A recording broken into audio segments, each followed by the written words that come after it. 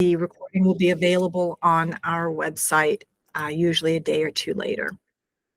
So as I was saying, our first mission is to bring NASA-based science and activities to underserved and underrepresented communities.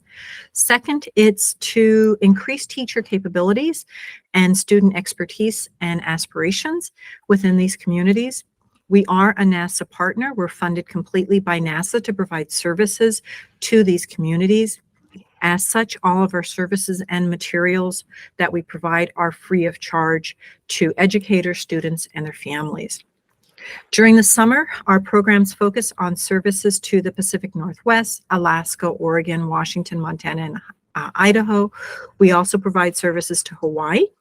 We're also able to extend our services to other states and programs that have partnered with us through the year or through one of our SIAC, Science Activation Sister programs. So if you're like, I'm not in one of those regions, if you've worked with us over the academic year for our challenge, or if you heard about it through one of the different other NASA SIAC programs, that's fine. Okay. So I'll give you a little bit of history about our program. It's very going to be very high level. We were established in 2016 under the direction of Professor Wingley out of University of Washington. In 2021, he was in the process of transferring the program here to Central, and unfortunately he did pass away, but we do keep him in memory. Professor Snowden was postdoc under him, if I'm not mistaken, and he was just a ball of energy. So we have huge shoes to live up to and to try to keep the program going forward. What is a mini mission? So mini missions are our encapsulated, how do I say, during the academic year, we have a program that basically runs the entire year, and we have a companion course that runs along with it. So we take the mini missions, we kind of just synthesize it down so that it lends itself to a camp environment. They are summer experiences led by local educators and community members, so they're held in your community, led by you. We provide and suggest activities, supplies, training support, and instructor stipends. You make the schedule, you find the place, you find the location to host it, and you recruit students. The three mini missions that we're offering this year, the first is Artemis, that is based on our challenge we just finished. The suggested grade levels are 3 through 12. The suggested length is 5 days. There's several hands-on activities that incorporate within the mini mission. We'll go over what a sample schedule looks like. I'll provide you with the links also to our programs. Matter of fact, let me do that right now. So in the chat. So we provide a mission guide for you for each of the mini missions. So the guide, the link that I'm dropping down in the chat right now is the link for the Artemis mini mission. Again, everything is pretty well planned out for you. You just need to find the location and the warm bodies. Our second one is Icy Worlds. This was our 2021-2022 national challenge, again, synthesized down into a smaller environment so that it lends itself to a summer program. The mission guides, when you go into them, you'll see they have sample curriculum, sample recommended courses. They provide you with how much time is recommended for each of the different activities. But again, everything is completely adaptable for you. Icy Worlds is really focused on life on an icy world. And so a lot of the things that the students are doing would lend itself to the Europa Clipper mission. Okay. Our last one is James Webb. This is based on telescopes, just like the James Webb Space Telescope. It is ideal for a 3-day environment, but again, you can adapt it to a longer environment if you like. Grades 6 through 10 for this one, as opposed to 3 through 12 for the others. It is focused on optics, so students learn not only about what James Webb Space Telescope is finding, but also how a telescope works. Resources that we provide for you, again, all free of charge. If you go with James Webb, we have telescopes that we can loan out for you. Depending which of the other mini missions that you select, different supplies are come with them. If you were part of Icy Worlds, or if you were part of Artemis this year, some of these might look really familiar. You may have them laying around already, but again, we'll provide you with enough material so that you can host them for your camp. If you want to do t-shirts, we provide you with t-shirts also. We have a tie-dye component in there so that the students get to learn creative arts with this also, and it is a really great team building activity. As I mentioned beforehand, we have a sample schedule. This is the sample schedule for the Artemis Rhodes program. And so for it, and if I did this right, hopefully this will work. It's supposed to go to the actual page, but it's not going to do that because, all right, well, I think it's, let's go back. I think it's big enough that you can actually see. Is it large enough that you guys can actually see the different time frames and whatnot? So we have estimated time for it. So a couple of the activities, they may be like 2-hour activities because they're building something, or life in a closed system. It might include the engage and explore activities. Many of the activities are nationally, are NGSS aligned. Pretty much everything follows the 5E model. So a lot of it is structured if you're looking for a very structured program for your students. Broken down, color-coded, physical science, life science, programming, art and creative time, and flex time. Again, this is a sample schedule. If you want to change things around, that's fine. Okay, so within each of the mission guides, you'll find there is a complete lesson plan. It'll give you an estimate of how much time is involved for this particular part of the estimate environment. And then if you wanted to do the explore engage, you want to look at the individual components, it gives you the time for those particular components. So if you wanted to adjust things and you're like, oh, I don't have 2.5 hours, I have maybe an hour, you might want to pick and choose the different activities within it. Okay. It is differentiated for younger and older students. So elementary school students will have specific activities, and middle and high school students will have activities also. And again, this comes directly from your from the mission guide. Okay. So we provide virtual trainings. It'll be done 3-hour virtual training sessions that will happen between June 12th and 17th. They will be specific to the different mini missions. If you're looking at more than one mini mission, it's you will be attending multiple training sessions because they are specific.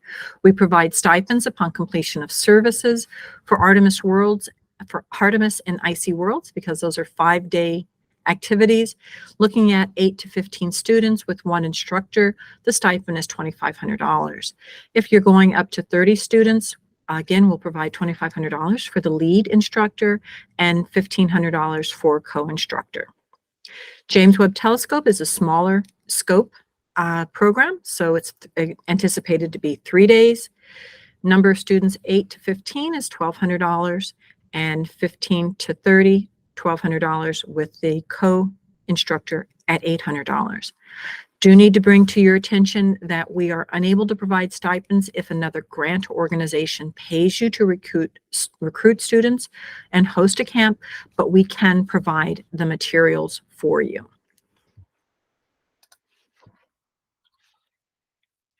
So what's involved? You go out to the web page, and you figure out which of the different mini missions you're interested in. I'm going to drop the link for the mini missions down into the chat. So if you haven't already gone through the different mini missions, you can take a look at them in detail. You'll attend the associated training for it, register your instructor or instructors. You'll complete the instructor agreement form.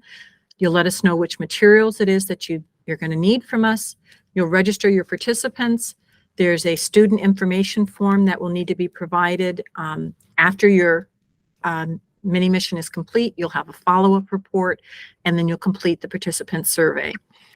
We are NASA funded, as I said, so we do have an evaluator, Horizon Research, who will be in contact with you probably towards the end of your program and talk with you about how it went. The quick overview of the timeline: registration is open now. The virtual trainings will happen within that 1-week period. Equipment and supplies will be shipped to you approximately 2 weeks prior to your program. Our mini missions we expect to run July to August. A couple people have asked if they can run them in June. I'm going to say it depends. We have a number of other activities running in June, and we kind of have to see what everybody's structure is. If that is something you're thinking you want to do, then I suggest signing up earlier rather than later so that we can get everything scheduled appropriately. You'll return the participant survey, equipment, and supplies to us. Your stipend will be mailed about 2 to 4 weeks after receipt of the equipment and the participant survey.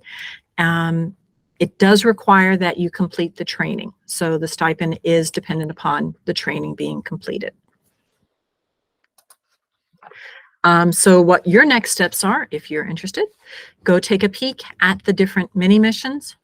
These are the links for the individual mini missions, and I can provide that for you. Which slide am I on? 15. You can go and look at the individual ones along with the guides.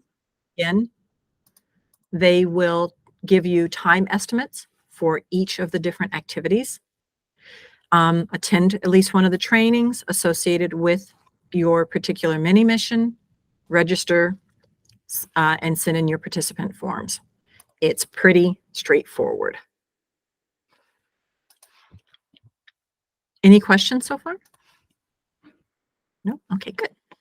So we do have summer experiences that we run here at Central, and we do have space in both of them, and I want to make you aware of them. The High Altitude Balloon Academy and Explore Mars Academy. They are held here at Central. They are for Oregon and Washington residents. High Altitude Balloon Academy runs the 16th to the 21st, rising 11th grade and 12th grade, so students that are currently 10th grade and 11. They'll plan, build, and pre-launch a high-altitude balloon. They'll get to learn about flight, sensors, payloads, and ballooning. Our other camp that we run is the Explore Mars Academy. It'll run July 23rd to the 28th. Again, Oregon and Washington residents, rising 9th grade and rising 10th, so current 8th grade and 9th grade. They plan a mission to Mars to retrieve a geologic sample. So they'll learn about planetary geology, robotics, space flight, and rockets. And then coming in fall 2023 is Artemis 2. This is going to be our National Student Challenge. So if you were with us this year, we're going back to where we've already been. So we're returning to the Artemis 2, and we will have new challenges. Teams will be 3 to 6 crewed team members, grades 3 through 12. And this is national, so if you're not in the Pacific Northwest, we'd love to have you be a part of the Artemis 2 challenge. That's the overview. That's our contact information. So I'd like to open the floor up to any questions that you guys have. If I can make something clear, Professor Snowden is lurking around in the background, so if you have questions specific to her, one of us should be able to answer for you. So I'm from North Carolina. Are we still eligible to be able to do mini summer sessions? Yes, Allison, you were part of our challenge this year, so yes, we will allow that to be continued. There is the one caveat that we need you to be part of a school or part of a community organization like the YMCA or Boys and Girls Club.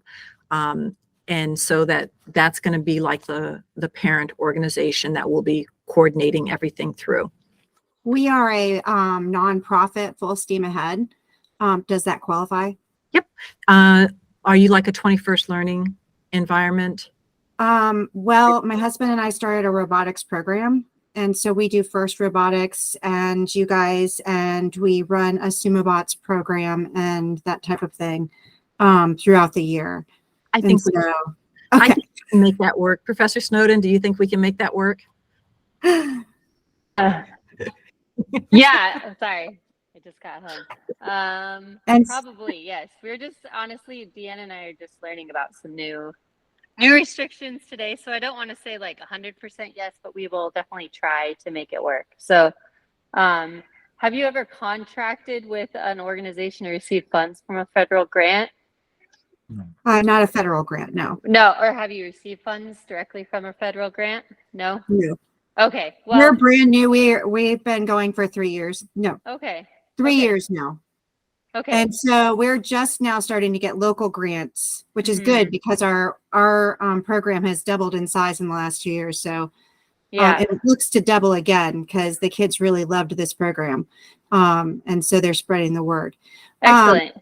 Okay, so my next question is, if I do the training, is it okay if my son, who's an FTC robotics person, joins me so that he can be a co-helper? I'm going to say I have to get an official word from our contracts organization.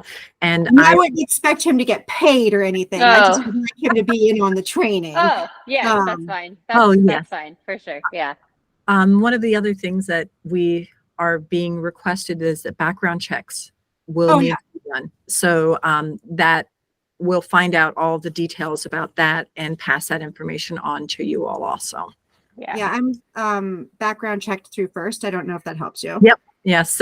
So am I. I do FIRST out here. All right. I'll let other people talk now. Thank you. Anybody else have questions? Michael, you're not driving this time. Oh boy, stuff.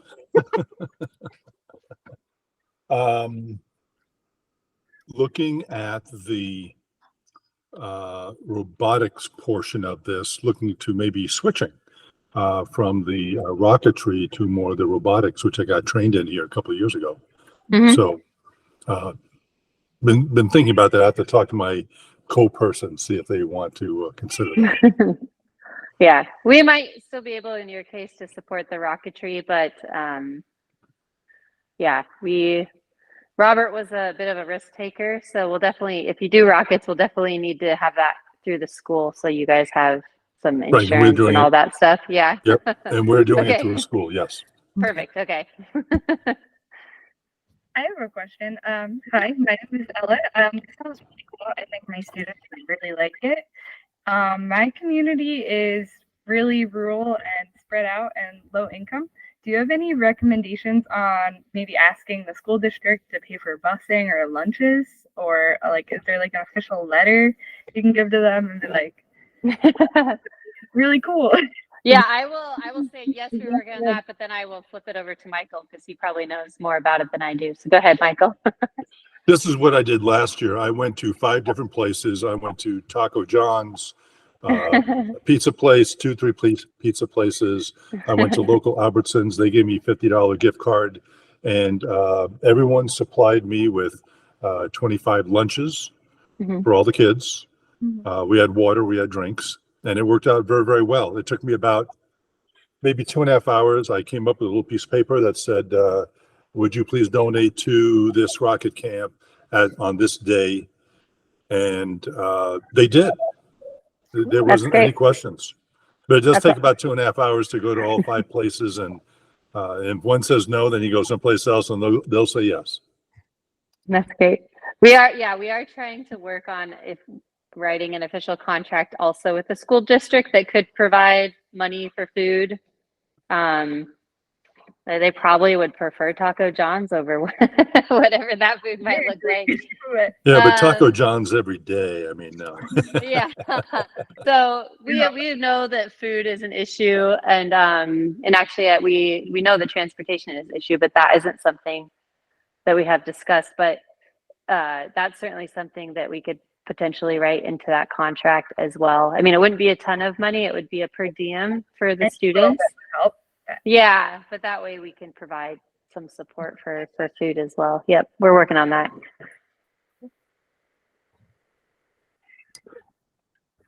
Any other questions or concerns? Calvin had something to say. Mhm. I'm wondering if schools would do it for like part of their summer school part. I don't know if your school would do that. Yeah, I would definitely pitch it to my principal. Yeah, that's our hope, and we got it out a little bit later than we wanted to this year because we know you guys are all wrapping up as if you're in a school as a teacher. But yeah, feel free to send it up the chain, and that actually makes it easier for us to provide some of that extra support if we can work with the school directly to do the contracts and everything. Because I can't send like you money for the food, but I can write a contract with the school to provide funding for the food, if that makes sense. Yeah, no, that would make sense. And we are gonna have summer school, so I just forget what dates they are. But if we could probably do them like the same dates as summer school, I think that would work. Oh my gosh, sorry, my dog has a lot to say. Benny, she doesn't like it when I talk to other people, but I'm so sorry. But I will definitely keep that in mind. All right, well, that's everything that I had to go over. And if there's no other questions, your homework is to go out and fill out the first part of the registration. We will get the training scheduled and set up so that you guys can get that taken care of as quickly as we can. Is that it? Thank you so much. It's been a great program. Thank you. Thank you. We love to hear that. My students loved it this past few months. So, it's been fun. Yay. Yay, that's Ella, great. We that'll love be you next year. Yeah, You're they were great. Yeah. It was great. it. Awesome. We love it. Thank All right, you. it's good. Thanks for what you guys do. Bye.